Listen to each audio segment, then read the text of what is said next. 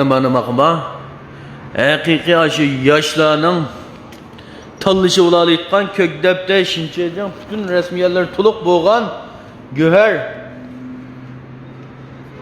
Ama Gangchen'in yuğallıqıga, Mahmut'un yuğallıqıga kalırsan ottu. Haqiqiy ihtiyacı varla çıksanlar soda kılsak mutum akıma. Hazır kızık beti kol uçup kaldı. Bana. Unda rahat sürsem buttu digelle, çıksanlar buttu. Man tutak köm. Siz bile işlerini basmayla tutup versen buttu akıma. Mutlu'nun ki küçüme Raris Beyken.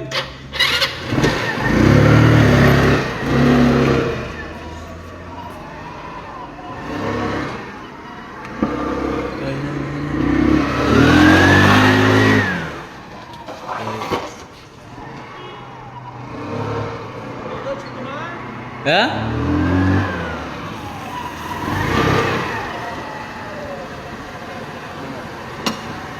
Şahslıkta mı durma?